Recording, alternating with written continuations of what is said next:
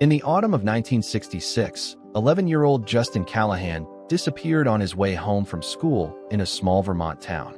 The days passed, then weeks, without answers. Eventually, the town grew quiet again. 50 years later, Daniel Walker, now retired, returned to the abandoned school building for a walk with his old bloodhound, Rusty. But that quiet morning, Rusty discovered something unexpected, hidden behind the crumbling bricks of the forgotten library wall.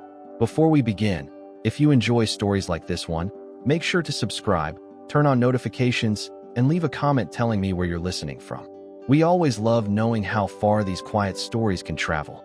Now, let's join Daniel and Rusty as they take those first careful steps toward a past waiting patiently to be found. Daniel Walker had never planned to become a man of routines, but somehow, in the quiet years after retirement, his days began to circle the same quiet loops. Breakfast just after dawn, letters sorted by the window, and always, by mid-morning, a walk with Rusty. Rusty was a bloodhound, old in his joints but still sharp in the nose. His ears hung like worn leather, and his coat, the color of old oak, shimmered gently under the Vermont sun. Daniel liked to let him choose the way.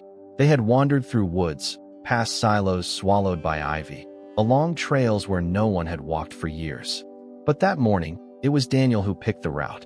He stood by the truck, tying Rusty's leash with fingers stiffer than they used to be. "Let's go back," he said, his voice barely above a whisper. "Back to the old school." Rusty thumped his tail in agreement, jumping into the back of the truck with more ease than expected. The drive out to the old middle school didn't take long. The roads still curved the same way they did decades ago, though the trees had grown thicker and the signs more rusted. The school sat on the edge of town, just beyond the last gas station, behind a slope where children used to sled in winter. Now it looked forgotten. The windows had been boarded up long ago, but the boards were splitting. The roof was sunken on one side, and weeds curled over the sidewalk like green fingers reclaiming stone. Daniel parked beside what used to be the bike racks, now a frame of rusted pipes. As he stepped out, the air carried that faint scent of dry leaves and distant water. Autumn, the kind that pressed softly against your clothes, not quite cold, just waiting. Rusty jumped down and sniffed the air. Then, without hesitation, he began pulling the leash toward the side of the building. Daniel followed. They passed the old gymnasium doors. One hung open, groaning faintly in the breeze. Birds flitted in and out, nesting where cheer banners used to hang. Daniel didn't look in. He kept walking, the gravel crunching beneath his boots. Rusty led him around to the back, toward the old library annex. Daniel hesitated there. He remembered the steps. They used to creak, and the smell of books inside, the dust, the heavy silence. Rusty paused. His ears twitched. Then he tugged hard to the left, nose down, zeroing in on a section of wall where the brick had cracked and the mortar flaked away like dry bread. "What is it, boy?" Rusty sniffed again, pawing at the ground, then at the base of the wall. With a sudden growl, he began scratching harder, more frantic. Daniel stepped forward. A section of brick gave way with a hollow sound. He froze. Carefully, he set down his flashlight and pressed his fingers into the gap. The edges crumbled. Then, slowly, the outer bricks fell inward, revealing a narrow opening, just wide enough to crawl through. Dust spiraled into the light. It smelled like soil, rot, and something older. Daniel fumbled for the flashlight and aimed it inside. The beam revealed a room. It was small, lower than a cellar, its walls lined in stone and covered in cobwebs. Pieces of wood lay broken in a corner, and scattered papers had yellowed to the color of parchment. And there, leaning against the far wall, half buried in dust and dried leaves, was a bag. Daniel stepped closer, crouching to peer inside. It was a leather satchel. The straps were stiff. The stitching had loosened. But on the flap, barely visible beneath years of grime, was a name burned into the leather. "Justin." Daniel drew in a sharp breath. His fingers hovered above the bag, not yet touching, as if by doing so, the years might collapse in on themselves. 50 years ago, he and Justin had sat on the library steps after school, swapping comic books. Justin had been quiet, thoughtful, always carried a book, always tied his shoes in perfect bows. They had promised to build a treehouse that summer. They never did, because Justin never came home. There had been search parties, police cars, helicopters, The town plastered his face on every pole. His mother had collapsed outside the school, and Daniel, still just a boy himself, had combed the creek behind his house with a flashlight and a hope too fragile to last. No one ever found anything.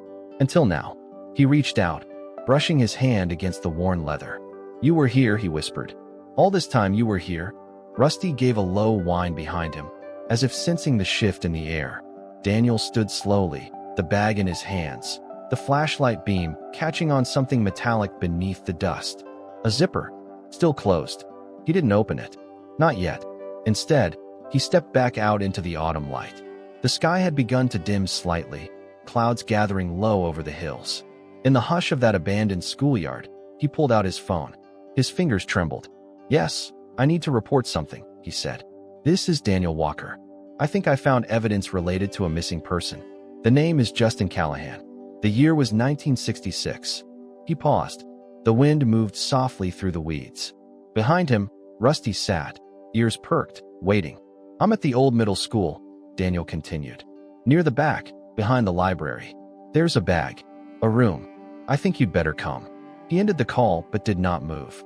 He looked down at the cracked earth, the bricks, the shadows spilling from the hidden doorway. His eyes lingered on the satchel again. Then, softly, as if the years were listening, he said, "I never stopped wondering, Justin. I just stopped knowing where to look." And there, under the first leaves of fall, he waited. Daniel stayed by the hole in the wall, his hand still resting near the dusty backpack. Rusty lay down beside him, nose twitching now and then, but calm. The sun had dropped a little lower, casting long shadows through the broken windows of the old library. There was no wind, just the dry silence of a building that had forgotten how to echo. He had made the call to the sheriff's office. They said someone would be there soon, maybe 20 minutes. So he waited, but not really. His body waited. His mind went somewhere else. He remembered the week Justin disappeared. It had started like any other in the fall of 1966. Cool mornings, the kind that made your breath visible when you laughed. The school was noisy, full of the sound of lockers slamming and shoes scraping on the linoleum floor. Daniel had brought a peanut butter sandwich to share with Justin. That was the kind of thing they did back then. You split your lunch and your secrets. Justin never showed up to class that day. At first, nobody thought much of it. Maybe he was sick. Maybe his mom kept him home. But by lunchtime, whispers had already started. Mrs. Finley, the principal, made an announcement on the intercom, asking if anyone had seen Justin that morning. That was the first crack in the day. By the time school let out, adults were gathered outside. Daniel remembered Justin's mother, standing near the flagpole, looking around like she was scanning for her son's face. She still held her purse open, as if he might run up and need lunch money. Then her legs gave out. She crumpled onto the grass, and someone rushed to hold her. Daniel had never seen a grown-up collapse like that. It stayed with him. It still did. He helped in the search. At least, he tried to. That night, with a flashlight and a jacket 2 sizes too big, he crept out the back door while his parents argued in the kitchen. He walked the alley behind his house, called out Justin's name into the shrubs, into the dark corners where kids sometimes hid. He checked behind the community center, the back of the hardware store. Places only boys like them knew about. There was nothing. Just echoes. Just the sound of leaves crunching under his feet and the dull buzz of the town losing a little bit of itself. The next few days were a blur. Flyers printed on pink and yellow paper. They were taped to telephone poles, to gas pumps, to the bulletin board inside the post office. They used Justin's school photo, the one where he had a slight smile, as if someone off camera had told him a private joke. That picture made Daniel feel worse than anything. Justin wasn't smiling when he disappeared. He wouldn't have been. The town changed, but not all at once. It happened slowly. The bell at school rang a little flatter. Teachers hesitated when calling roll. Recess got quieter. For weeks, the kids asked fewer questions, played fewer games.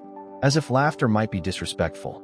Daniel never forgot the moment he realized Justin wasn't coming back. It wasn't when the search ended or when the flyers stopped being replaced. It was when Justin's name was removed from the mailbox outside his home. A new family moved in 2 years later. Painted the place blue. Planted petunias. But the ground still remembered. Back in the present, Daniel looked at the backpack again. He reached out slowly, like it might vanish if he moved too fast. He ran his fingers over the old leather, cracked and soft with age. The letters in the name, Justin, were barely readable, but they were there. He could still feel the edges of each one, like they had been pressed into his own memory. "I'm sorry," Daniel whispered. His voice was quiet, but it filled the space. "I didn't know. I should have tried harder." He wasn't crying, not really, just breathing slower. The kind of breathing that happens when words aren't enough. Rusty shifted beside him and let out a low whine, as if to remind him that he was not alone. Daniel leaned back against the broken brick and closed his eyes for a moment. He tried to remember the last conversation they had. He thought it had been about dinosaurs, or maybe baseball cards. Either way, it had been normal. He hadn't said goodbye. That was what haunted him. A truck pulled up outside. Then another. He heard boots on gravel, radios clicking, voices that were calm, practiced, carrying the weight of too many years on duty. Daniel stood slowly and walked toward the front of the building. He raised his hand when the sheriff's deputy saw him. "It's in the back," he said, "behind the old library wall." They didn't ask many questions, not right away. Just nodded, took notes, and moved carefully, like they were stepping into a church made of dust and silence. He stayed nearby, but out of the way. He didn't want to touch the past more than he already had. Some things, once disturbed, echoed too loud. As they set up lights and cameras, Daniel turned back one last time. The sun was gone now. Only the thin orange of early evening reached into the windows. He looked at the place where the backpack had rested, and for a moment, he thought of Justin's eyes. Wide, thoughtful, always looking a little past you, like he saw something in the distance you couldn't yet understand. He whispered again, quieter this time. "You were always there. We just didn't know where to look." Then he turned to Rusty and gave a small nod. The dog stood up, ready. They waited, side by side, as the lights behind them flickered on and the past, finally, began to speak. The night crept in around the old school building. Outside, red and blue lights pulsed against crumbling brick, washing the courtyard in waves of color. A light wind stirred the dry grass near the fence line, but inside the building, the air remained still. Inside that forgotten space behind the wall, the years had not moved. Daniel stood to the side while the officers moved carefully around the opening. They had set up portable lights, illuminating the hidden room that had gone untouched for 50 years. Rusty sat near his feet, alert but calm, as if sensing the weight of the place. Detective Marla Jennings arrived a little after 8. She was quiet and deliberate, with gray in her hair and a voice that did not rise unnecessarily. She greeted Daniel with a nod, then stepped past him to peer inside the hole in the wall. One of the younger officers, a man named Torres, called over. "We've got something here," he said, holding up the backpack carefully with gloved hands. They laid it gently on a canvas sheet. No one spoke for a moment. It was worn, the leather soft with age, and the straps frayed. A faint mark of the name remained on the flap. Torres opened the top flap slowly, eyes scanning every movement. Inside, there were 3 items. A school notebook with a blue cover, its corners bent and faded. A small tin box, rusted slightly at the edges. And a pocket-sized notebook with a cracked spine, held closed by a dry rubber band that crumbled as it was removed. The notebook was handed to Jennings. She opened it carefully, her gloved fingers turning the first brittle page. The handwriting was small and slightly shaky. A child's handwriting. She read the first few lines aloud, softly. "My name is Justin. If you found this, I didn't run away. I was taken. I'm in a room. I think under the school. It's cold." She stopped reading. The room had gone silent except for the click of her flashlight. Daniel took a step closer, but said nothing. His hands were in his coat pockets, gripping the fabric tightly. He watched the detective flip through a few more pages. There were short entries, just a few lines each, but enough to form a picture. "Tuesday. I don't know how long I've been here. There's no window. I can hear kids outside sometimes. I yell, but no one hears me." Another page. "I have some crackers. I'm eating one a day. I don't want to finish them. There's a little water in a bottle. I keep it close to me." Jennings paused again. The room was no longer just a crime scene. It had become something else. A memory finally surfaced. A voice from the past no longer muffled by dirt and wood and fear. The notebook continued with entries that grew more spaced out. Some pages had just a single sentence. Others were covered in shaky writing, hard to read, like he had written them in the dark. One page had a drawing. It looked like a sun. Another page had what appeared to be a crude calendar, marked with scratches. Today I thought about my mom. She made meatloaf on Mondays. I miss her voice. I tried to remember her song, but I forgot the end. Jennings lowered the notebook. Her voice was steady, but her jaw had tightened. She looked at Torres and nodded. Get this bagged and photographed. The tin box too. Torres lifted the tin box. Inside were 4 things. A single marble, cloudy white. A folded baseball card. A torn corner of a photograph, faded with time. And a small crayon, red. Daniel stepped forward slightly. I gave him that marble, he said quietly. At recess. He dropped it, and I told him to keep it. Jennings glanced at him, nodded once, then said, You were close. Daniel did not answer. He looked at the notebook still open on the table. He wrote all that, he asked. Yes, she replied. And the last page. She turned it and read again. If someone finds this, please tell my mom I tried. I waited. I really waited. Then nothing. The last page was blank. Just some smudges of pencil or maybe dirt. Jennings closed the notebook. We'll analyze it, of course. But it seems genuine. The age of the paper, the ink, the language. It all lines up. Daniel nodded, though his eyes were no longer on her. They were on the wall, the place where that voice had lived in silence for half a century. Outside, the air had cooled. The wind picked up just enough to move the old school flag, still hanging from a rusted pole. The fabric was torn, but it moved like it remembered. Inside, the team began photographing the scene, measuring, bagging, recording. But Daniel stayed still. He thought about that line. I tried. So many people had forgotten. The town had moved on. New buildings, new children, new laughter in different halls. But Justin had waited. Alone, cold, listening for someone to find him. Daniel looked down at Rusty. The dog met his gaze, ears perked. Good boy, Daniel said quietly. You did good. He turned back to Jennings. Will you let me know what else you find? He asked. She nodded. Of course. Then he stepped out of the building. The night air met him with its sharpness. Somewhere far off, a train called through the hills. Behind him, in the glow of portable lights and quiet voices, the truth had started to surface. And finally, someone was listening. There was a stillness to the air inside the evidence room where the notebook was being examined. The pages were fragile, the ink faded in places, but the words remained. And through them, Justin's voice began to form again, not as a memory, but as a child trying to stay alive. The entries continued beyond what the detective had read at the scene. Officers took turns photographing, scanning, and transcribing the contents. Some lines were barely visible, written in what must have been near darkness. But even in the weakest handwriting, his determination came through. One of the earliest entries after his plea for help began simply, I think it is night again. I can't tell anymore. It smells cold. He described the air changing, how it would grow sharper, damper, and how he learned to notice the scent of mold when it was early morning. He did not have a clock. He had no windows. But he paid attention. I count to 60. Then again. Sometimes I think it has been an hour. Then I rest. Then count again. He was teaching himself how to measure time. Not because it mattered, but because it gave him something to hold on to. A pattern. A purpose. There were pages where he wrote only lists. He listed his classmates. Then he listed his favorite foods. Then memories of each room in his house. My bedroom had a green curtain.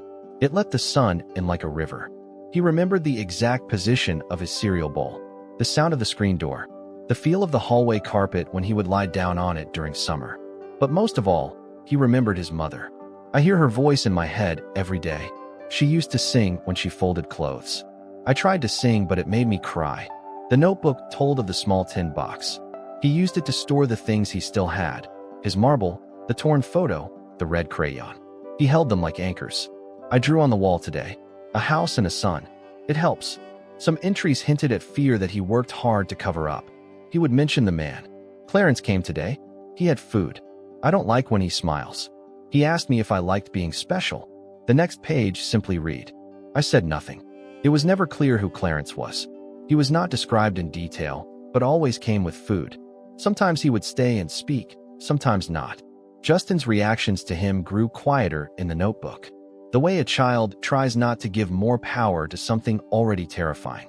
Then, there were days where no entry was made at all. The notebook would jump forward by several pages. When the writing returned, it was faint, uneven. I was too cold to write. I fell asleep, but shook so much I spilled the water. One of the officers reading those lines turned the page gently, pausing for breath. The entry continued. I tried to think about summer, about the swings, about my shoes being too hot. That helps sometimes. There was no mention of escape, no plans to fight or run, just the rhythm of coping, the habits of staying human. One page was stained with something brownish, possibly food, possibly something else. On that page, he had drawn a series of lines, each one meant to represent a day. I don't know if these are right, but it helps me feel like I still exist. The entries were not just words. They were lifelines. Each page was a tether to the world he hoped still remembered him. Then came a page that read like a goodbye. If someone finds this, please tell Mom I never stopped hoping. If she still has the drawing I made of us at the park, tell her to keep it. I still see it. I still see her. That line stayed in the air even after the page was turned. There were no cries for justice, no anger, just a child's quiet insistence that he be remembered as he truly was. I'm not bad. I didn't make anyone mad. I just went outside and then I was gone. He had worried about that someone might think he ran away, that they would stop missing him. The last few pages were nearly illegible. The pencil marks had worn down. The handwriting trailed off. There were unfinished thoughts, unfinished drawings, but never despair. Even at the very end, Justin wrote, I am trying. Back in her office, Detective Jennings closed the notebook gently, letting her hand rest on the cover for a moment. Across from her, Daniel sat with his coat folded in his lap. His face was pale, but he kept his gaze steady. That's who he was, he said finally. That's Justin. Jennings nodded. He was braver than anyone ever knew. Daniel did not answer right away. Then he said quietly, he kept counting. All that time. So someone would know he was still here. Outside, the afternoon sun had turned golden against the winter branches.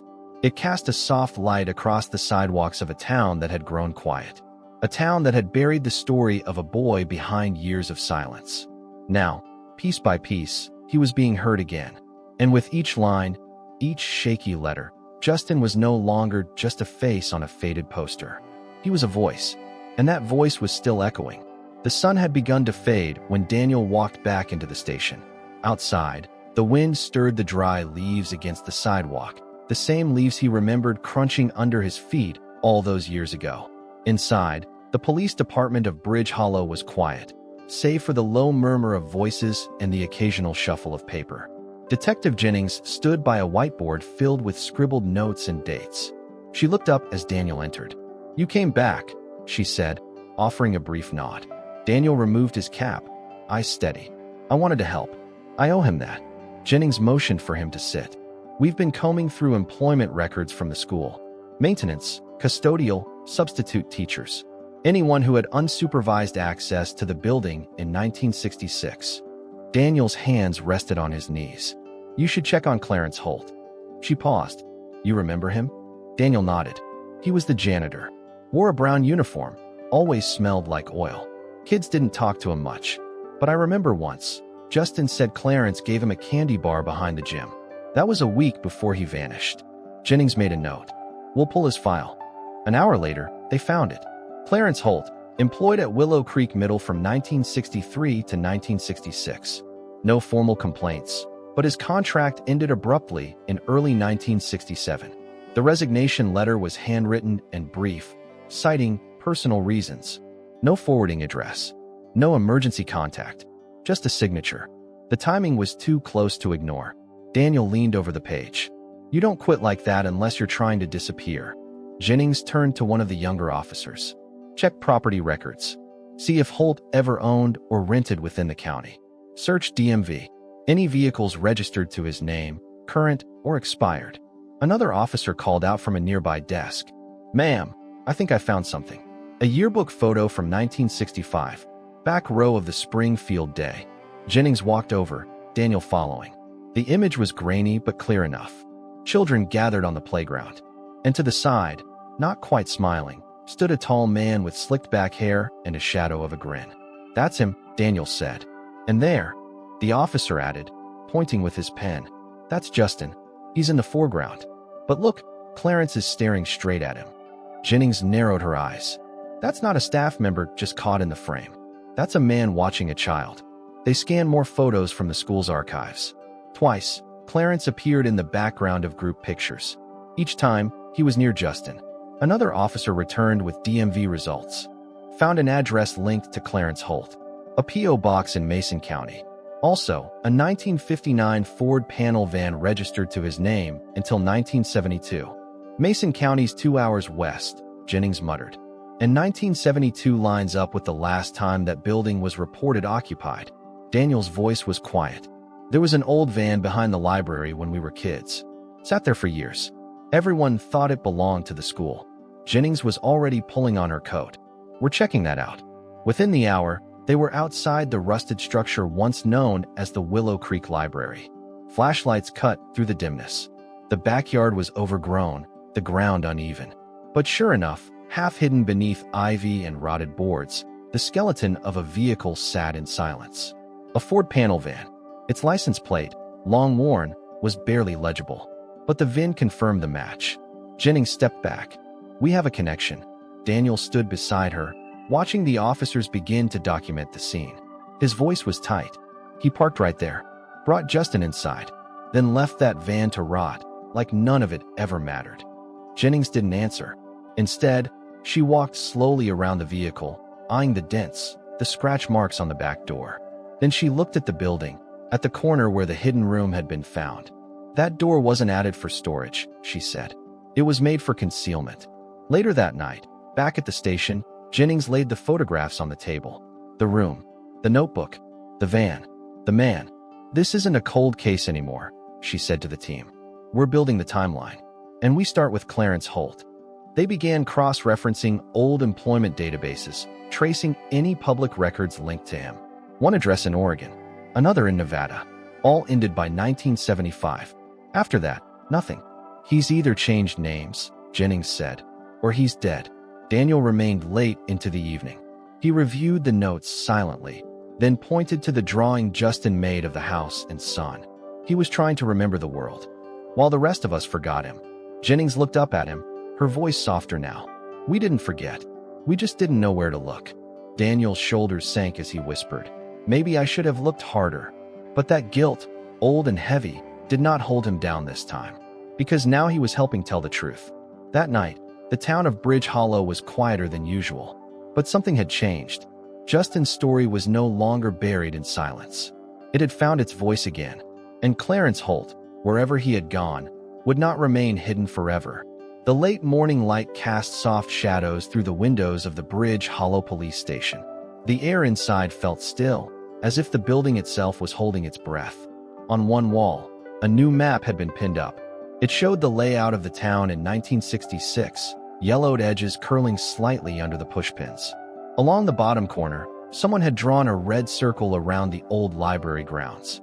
Detective Jennings tapped the faded map gently. According to the town archives, there was a sub-level added in 1948. Never completed. It was meant for storm storage, but was later sealed off. Daniel leaned closer. So that room, it wasn't on any recent blueprints. Jennings nodded. Only someone who had access to the original plans would have known. Outside, the air carried the scent of damp leaves. Autumn was closing in, softening the edges of everything. It was the kind of season that brought memory close to the surface. Later that afternoon, they visited the retirement home on the edge of town. The home was quiet, the kind of quiet that comes with routine and long silences. They had come to see a man named Thomas Delaney, a retired literature teacher who had taught at Willow Creek Middle in the 1960s. Mr. Delaney was thin, wrapped in a cardigan, his voice rasping with age but alert.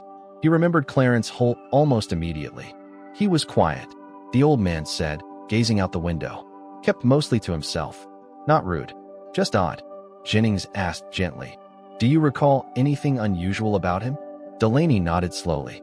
He used to hang around the library wing during lunch. Not doing repairs, just lingering. Once he asked me if the basement was ever used. He wanted to know if any parts of the school weren't marked on the official maps. Said something about hidden rooms. Daniel's hands clenched in his lap. "I thought it was a joke," Delaney continued. Told him no one had access down there since the boiler broke in '58. But there was something in the way he looked at that hallway, like he was waiting for something. Back in the car, Jennings drove in silence for a while before speaking. If Clarence had knowledge of that sublevel, He could have planned this for months, maybe longer. Daniel didn't answer at first. His gaze was fixed on the passing houses, their front lawns now lined with brittle leaves. Finally, he said, "When you're a kid, you notice strange things, but you don't always understand what they mean." She glanced at him.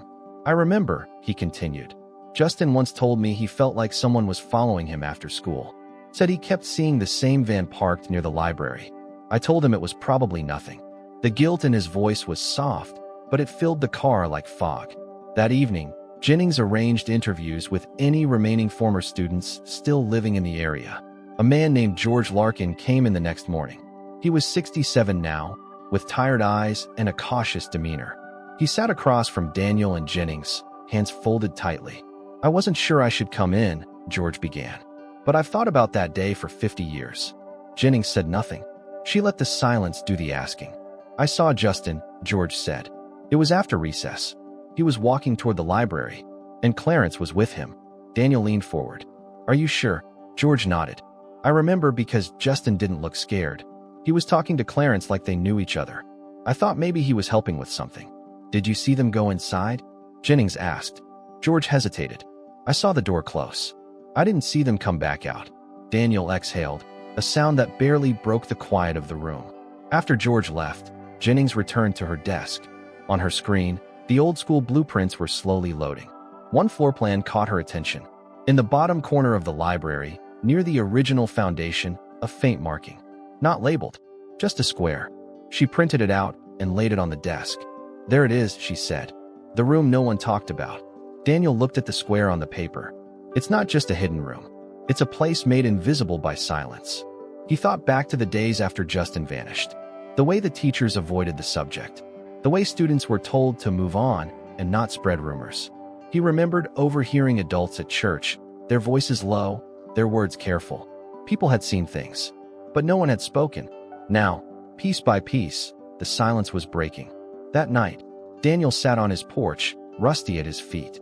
The stars above Bridge Hollow looked unchanged, but everything beneath them had shifted. Somewhere inside him, something was loosening. Not grief, that had always been there, but the weight of not knowing was giving way to something else. Truth. He looked down at Rusty, who wagged his tail softly and leaned into Daniel's leg. "Good boy," Daniel whispered. "You found the trail." In the distance, the faint sound of wind moved through the trees like a voice not quite heard. Not yet, but getting closer. The light inside the old school's library had changed. It no longer felt cold in the way it had before. Instead, there was a weight in the air, something quiet but undeniable. As investigators carefully examined the walls of the hidden room, one officer noticed a small crack along the base of the back wall. A narrow gap, just wide enough to suggest it had been pried open at some point. He knelt, reached in, and pulled something out. It was a bundle of paper, folded tightly. The edges were soft from age, the ink blurred in places as if touched by dampness or tears. The officer turned and handed it to Chief Jennings. She sat down on an overturned crate nearby, unfolded the bundle slowly, and scanned the first lines. For a long time, she said nothing. Daniel stood behind her. He watched the expression on her face shift. Not with shock, but with something quieter, something heavier. Jennings finally cleared her throat. These are the last entries. He must have hidden them right before." She didn't finish the sentence. Instead, she began to read aloud, not as an officer, but as someone carrying a story across time. The first line was written in a shaking hand. "Day unknown. I think it's Sunday. I remember the way Sunday smells when Mom's making pancakes." Her voice was steady, but her fingers trembled slightly as she turned the next page. "It's colder today. My hands won't warm up. I still hear the footsteps sometimes, but not close. Just far away, like someone walking upstairs. I don't yell anymore. I think no one hears me." Daniel sat down on the floor, knees stiff, heart quiet. The pages continued, each one thinner than the last, the ink growing faint. "If I go to sleep and don't wake up, I hope someone finds this. I don't want to disappear. I want to be known. I want someone to say I was here." There was a pause in the room. Even the sound of breathing seemed to still. Jennings turned to the final page. "If this is my last day, I want it to be full. So I'm thinking of Mom. I'm thinking of the backyard and the tire swing. Of the drawing I made her that she put on the fridge. If she still has it, Tell her I remembered it. Daniel closed his eyes. He remembered that swing. Remembered how Justin had once pushed him on it, their laughter skipping across the grass like stones on water. Jennings' voice grew quieter. If no one comes, that's okay. I tried to be brave. I tried to wait. But if someone reads this, please tell my mom. I didn't run away. I was here. I waited. The last line was smudged. Possibly by a tear. Possibly by time. There was no signature. But none was needed. Jennings folded the pages carefully. Her eyes were damp, but she didn't wipe them. She looked to Daniel. He knew, she said. Even in the end, he knew someone would find him. Daniel nodded once. He believed in us more than we deserved. That night, back at home, Daniel sat at his desk. In front of him was a photograph. It had once been stuck to a fridge. Faded now, it showed a boy's drawing. A house. A dog. A stick figure woman holding a red flower. In the corner, the name Justin, written in a child's hand. He had asked Justin's mother for it years ago, after the search had gone cold. She had handed it to him silently, her eyes saying what no words could. She had believed, too, even when everyone else had stopped. Now, Daniel reached for a frame from the bookshelf. He opened the back and slipped the drawing inside. Then he set it on the windowsill, where the morning sun would fall across it. Out in the yard, Rusty barked once and then sat, watching the trees sway in the wind. Inside, the house was still, but something had shifted. It was not peace. Not yet. But maybe, at last, the beginning of it. The morning after the discovery was colder than usual. A damp fog hung over the town, the kind that settled into the shoulders and slowed people's steps. The library remained closed off, wrapped in yellow tape and silence. Inside, the forensic team returned to the hidden room, scanning every inch of the floor and walls again. Near the spot where the backpack had first been found, an officer noticed something strange along the lower section of the brick wall. The mortar was cracked slightly in one place, and the bricks didn't align with the rest. He tapped gently with the handle of a flashlight. One brick shifted. They worked carefully. Gloved hands removed 4 bricks, revealing a hollow just wide enough to fit a child's hand. Inside, stuffed tightly and wrapped in an old cloth, was a small stack of folded paper. A rusted tin coin box had been wedged behind it. No one touched it right away. They called for the lead investigator. The sergeant arrived and opened the cloth with a quiet breath. What he found were the final pages of Justin's journal. The ink had bled in places. The paper was fragile, softened by time and moisture. Still, many of the words remained. That afternoon, Daniel returned to the station. He was not wearing his coat, even though the wind had picked up. He looked as if he had not slept. His eyes moved straight to the desk where the folder lay. The officer handed it to him without a word. Daniel took a seat in the corner of the room, beside the lamp that flickered slightly. He unfolded the top page. The handwriting was familiar now. Thin, uneven strokes. But there was a difference. These pages were not structured like the rest. No dates. No drawn lines. Just thoughts, layered and pressed between long pauses. One of the first lines read, "I don't think there are any more days to count." Another page. "I can hear the wind outside sometimes. It sounds far away. I try to remember what it feels like on my face." Daniel read in silence. Occasionally, he closed his eyes, not in exhaustion, but to listen more closely, as if hearing the voice behind the page. Justin had written about dreams, of his mother's voice calling him in the distance, of the feel of carpet under bare feet, of his drawing pencils. He wrote of a blue one that had broken. He saved it anyway.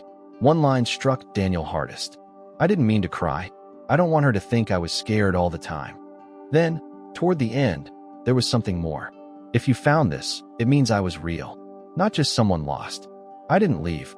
I didn't run. I wanted to go home." Daniel pressed the back of his hand to his mouth.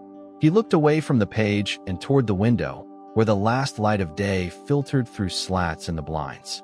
It left a line of pale gold across the floor. The sergeant stepped forward and sat across from him. He didn't speak, just waited. After a while, Daniel handed him the pages. "We used to play in the yard after school," he said, voice steady but low.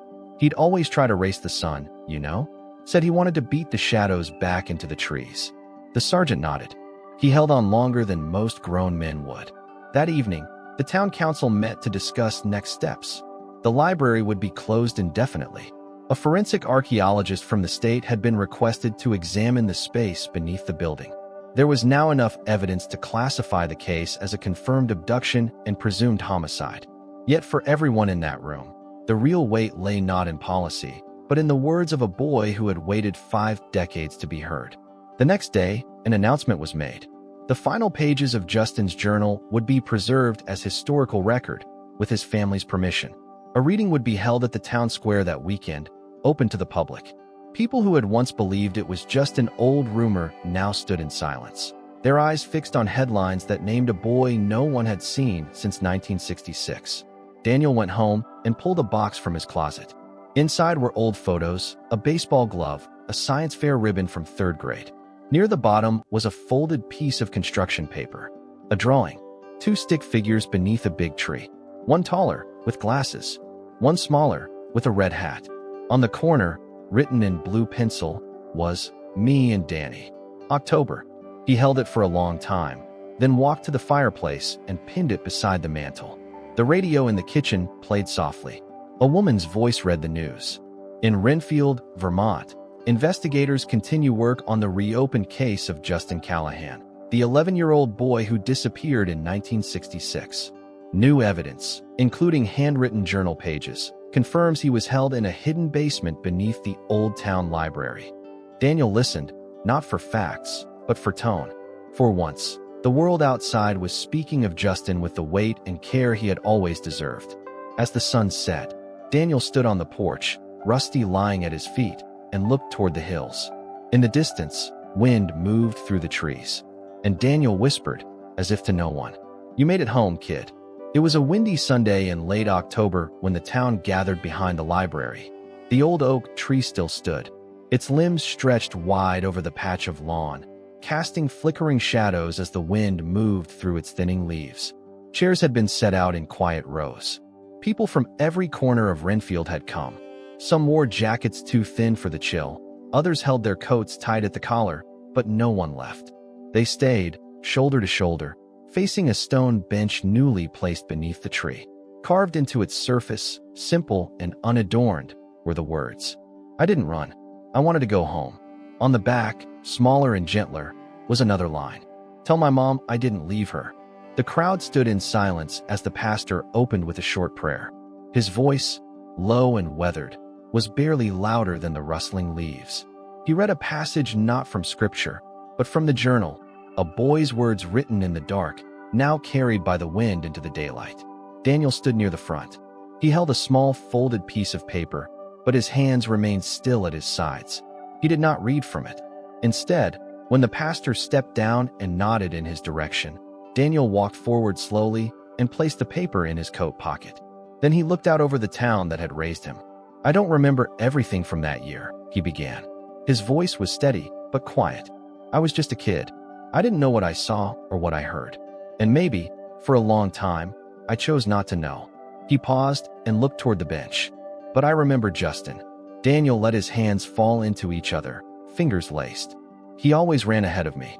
He was faster, smaller, smarter too. He used to race the wind. I never caught up, not even once." The crowd remained still. Some lowered their heads. Others wiped at their eyes. Daniel nodded once before continuing. "I remember the day he disappeared. I remember calling his name in the ditch behind the school. I remember thinking he had just gone off to see something better than math class.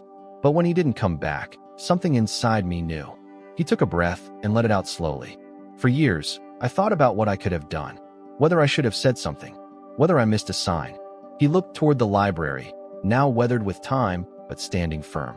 "We all missed something," he said. "Not just me, not just the teachers. This whole town. We let a boy disappear right under our feet, and we told ourselves stories to forget. But Justin never forgot us." Daniel stepped toward the bench and rested his hand gently on its surface. These were his words, not ours, not what we think happened. This is what really happened. And now it is part of who we are. There was no applause, only the sound of wind brushing through coats and scarves. A crow called from a nearby rooftop. The branches of the oak tree swayed. Daniel turned and walked back to his seat without looking up. After the service, people stayed. Some approached the bench, touched it gently, or laid down a flower. A boy, no older than 8, stood in front of the inscription, lips moving as he read it to himself.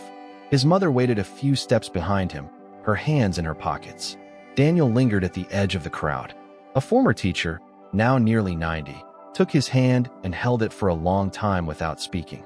A neighbor from his childhood years brought him a photograph she had found, a picture from a birthday party, with both boys sitting in the grass. It was bent at the corners, the colors faded, but their names were written in pencil on the back. Later that afternoon, when most had gone, Daniel returned to the bench. He sat down slowly, his hands resting on his knees. The wind had picked up, stronger now. The tree groaned gently above him. "I never said goodbye," he whispered. He reached into his pocket and took out the folded paper. It was the same note he had planned to read aloud, but didn't. He opened it and smoothed the creases. "If you can hear me, Justin, I'm sorry." He looked toward the spot where the old library wall had once hidden the truth. "I'm sorry I didn't find you sooner. I'm sorry I forgot the color of your hat. I'm sorry it took 50 years to give you a voice." He paused. "But you have one now. People heard you. Your words changed something. You're not a whisper anymore. You're a name they'll remember." A gust of wind lifted a few leaves into the air. They spun briefly before landing near his feet. Daniel smiled, not out of joy, but recognition. Something had shifted, not just in him, in the town, in time itself. For so long, Justin had been a missing child. Now he was a boy remembered, not lost, not forgotten. As the sun lowered behind the hills, Daniel stood. He placed the note beneath the bench, tucked where the wind could not carry it away. Then he looked up at the sky and whispered, "You can rest now." And then he walked home. The mornings had grown cooler. Dew clung to the blades of grass along the trail that circled Renfield's outer woods. The kind of dew that dampened the soles of your shoes but didn't soak them. The kind that told you fall had quietly arrived. Daniel walked with Rusty along their usual route. They had not returned to the library since the day of the memorial. The path today was different, not in direction, but in weight. The urgency was gone. The old ache in Daniel's chest had shifted into something else. A quiet presence, like a coat you forget you're wearing. Rusty trotted a few steps ahead, sniffing at tree trunks, pausing when a squirrel scurried across the leaves, then looking back, checking if Daniel was still following. He always was. The leash dangled loosely from Daniel's hand, but it rarely stretched. Rusty seemed to know where the edges were. The trail curved behind a patch of pines. The light here was softer. Daniel reached into his coat pocket and pulled out a small notebook. It was thinner than the one Justin had used. Bound in old leather, pages warped slightly at the corners. He stopped by a wooden bench and sat. Rusty laid down at his feet. With a small pencil stub, Daniel opened to a clean page and began to write. "Clear sky this morning. Cold wind. Rusty led us around the back creek, where the frogs used to gather." He stopped near the bent fence post. "I remember Justin climbed it once, trying to get a kite down from the wires." He paused, not searching anymore, just walking. But still, somehow, we arrive at the same places. He dated the page and closed the book. Rusty stood, sensing the pause had ended. Daniel followed, their pace slow, unhurried. The world did not feel lighter, but it no longer pressed on him with the same heaviness. The silence now felt more like space than absence.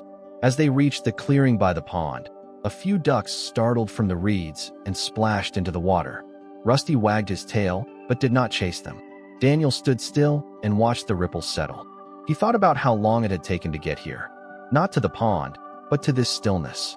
50 years of circling questions, of avoiding old buildings, of waking in the night unsure if the dream had been real. And now, all of it lay behind him in a single sentence carved into stone. "I didn't run. I wanted to go home." He had repeated it in his mind each night since. Not because it hurt, but because it sounded like truth. Pure and clear. Daniel turned back toward the trail.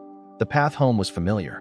A gentle incline followed by two bends, then the gravel widened into the road.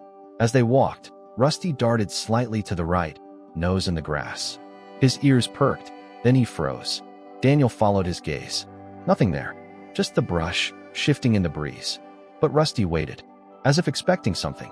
"Come on, buddy," Daniel said. Rusty hesitated, then turned and continued forward. A few minutes later, they reached the old gate to the backyard. Daniel opened it with one hand, letting Rusty in first. He walked past the garden, now yellowing with the season, and climbed the steps to the back porch. Inside, the house was warm. Sunlight angled through the kitchen window, catching dust motes in its light. The kettle on the stove was still warm from breakfast. Daniel placed the notebook on the table. He stood a moment, then flipped it open again. Beneath the morning's entry, he added one last line. "Good day. Rusty brought me to a truth." He looked at the words, then nodded once, quietly, to himself. That night, after supper, he sat by the window. Outside, Rusty slept curled by the porch. The wind had calmed. A few leaves drifted past the fence. He listened to the house. The faint creak of the wood, the hum of the heater. All the sounds that once felt empty now simply felt like home. He thought again of the boy who rode in darkness, of the voice that had traveled through stone and dust and silence to reach this room. Justin had never stopped hoping someone would hear him, and now someone had. Daniel leaned back in the chair. He did not feel old tonight, just full, like the end of a long book. Not happy, not sad, just full. Rusty barked once, softly, in his sleep. Daniel smiled. The next morning, they walked again. Not far, not with purpose, just walked. No destination, no plan, just the steady rhythm of footsteps. One pair older, measured, the other light, eager. As they reached the edge of the woods, Rusty paused and looked back. Daniel nodded. "Go on," he said, and they went. Not to search, just forward. Time doesn't always fade our memories. Sometimes, it holds on to stories, waiting patiently for someone willing to listen. What did you think of Daniel and Rusty's journey today? If it had been you, would you have stepped into that hidden place where the past was waiting? Share your thoughts in the comments. I always read each and every one. If this story moved you or made you think, please leave a like, share it with someone who you think might also feel something special, and subscribe so you won't miss the next quiet mystery. See you in our next story, and who knows, maybe next time, you'll be the one uncovering a truth that time has hidden away.